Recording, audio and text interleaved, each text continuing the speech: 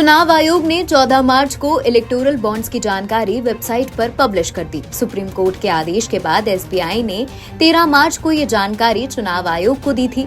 SBI ने बंद लिफाफे में एक पेन ड्राइव दी थी, जिसमें 2 पासवर्ड प्रोटेक्टेड पीडीएफ फाइल्स थी। एक फाइल में बॉन्ड्स खरीदने वालों की और दूसरी फाइल में इन बॉन्ड्स को कैश कराने वाली पॉलिटिकल पार्टीज की जानकारी है। डेटा सार्वजनिक होने के बाद ये पता चल गया कि इलेक्टोरल बॉन्ड्स किसने खरीदा था। दरअसल एसबीआई ने अभी बॉन्ड्स के खरीदार और उन्हें कैश कराने वाली पार्टियों की डिटेल अलग अलग दी है। आपस में मिलान न होने की वजह से ये साफ नहीं है कि किस व्यक्ति ने किस पार्टी को कितने रुपए के इलेक्टोरल बॉन्ड्स दिए हैं। इसके बाद अलग अलग प्रतिक्रियाएं सामने आने लगी। अब एआईएमआईएम चीफ असदुद्दीन ओवैसी ने ट्वीट किया है। ट्वीट में क्या लिखा वो बताते हैं। निर्वाचन आयोग का डेटा बताता है कि भाजपा को गुप्त इलेक्टोरल बॉन्ड्स के जरिए कितने पैसे मिले थे। कागज तो दिखाना पड़ गया।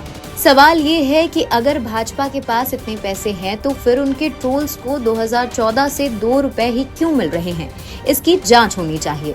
इसके अलावा उन्होंने सुशांत सिंह नाम के एक व्यक्ति का भी पोस्ट रीट्वीट किया, जिसमें उसमें ये जानकारी लिखी हुई थी कि नवयुगा इंजीनियरिंग कंपनी जिसने सिलक्यारा टनल्स बनाई है, वही सिलक्यारा टनल्स जिसमें 41 श्रमिक फंस गए थे, उसने 55 करोड़ रुपए के इलेक्टोरल बॉन्ड्स खरीदे हैं। इतना ही नहीं, उस कंपनी के पास इतने पैसे नहीं थे कि वो रैट माइनर्स को रिवॉर्ड दे सके। बता दें, चुनाव आयोग ने गुरुवार को इलेक्टोरल बॉन्ड्स का डेटा अपनी वेबसाइट पर जारी किया। इसके मुताबिक भाजपा सबसे ज्यादा चंदा लेने वाली पार्टी बनी है। 12 अप्रैल 2019 से 11 जनवरी 2024 तक पार्टी को सबसे ज्यादा 6060 करोड़ रुपए मिले हैं। लिस्ट में दूसरे नंबर पर तृणमूल कांग्रेस है, जिसे 1609 करोड़ और तीसरे नंबर पर कांग्रेस पार्टी है, जिसे 1421 करोड़ रुपए मिले हैं।